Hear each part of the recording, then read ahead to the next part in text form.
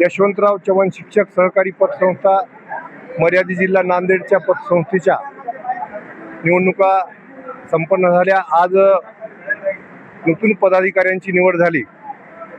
त्यामध्ये संस्थेचे अध्यक्ष म्हणून बाळासाहेब पांडागळे, सचिव म्हणून दिगंबर शेळके, उपाध्यक्ष म्हणून संजय मोरे या 3 प्रमुख पदाधिकाऱ्यांची निवड करण्यात आली। हे गुरुकृपा शिक्षक सहकारी पॅनल जे होतं त्यामध्ये जिल्ह्यातल्या जवळपास 15 संघटनांचे प्रमुख पदाधिकारी यामध्ये होते। 4 उमेदवार सहकारी मित्र संघटनांचे होते। 11 उमेदवार शिक्षक परिषदेचे होते।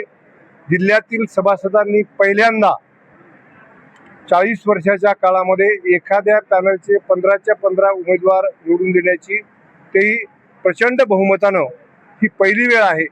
म्हणून या नवनिर्वाचित पदाधिकाऱ्यांचा या ठिकाणी सन्मान सोहळा आयोजित केलेला होता।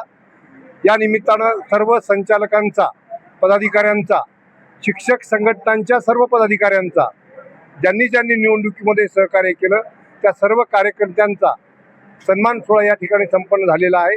या निमित्तानं मी गुरुकृपा पॅनलचा प्रमुख या नात्यानं या नवनिर्वाचित पदाधिकाऱ्यांना विनंती करतो, भविष्यामध्ये काम करत असताना सगळ्यांना विश्वासात घेऊन पतसंस्थेच्या उत्कर्षासाठी, शिक्षकांच्या आर्थिक समस्या सोडवण्यासाठी आपण निश्चितपणे प्रयत्न कराल यात शंका नाही।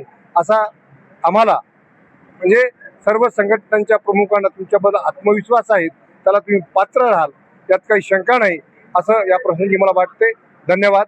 थांबतो। सर्व नेत्याच्या सहकार्याने, सर्व संघटनेच्या सहकार्याने आणि जिल्ह्यातल्या तमाम सभासद बांधवाच्या सहकार्याने या ठिकाणी चेअरमन म्हणून या ठिकाणी निवड झालेली आहे।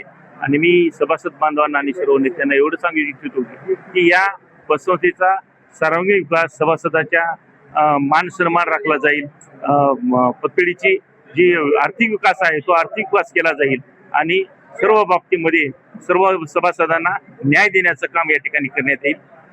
या प्रसंगी मी एवढं सांगू इच्छितो।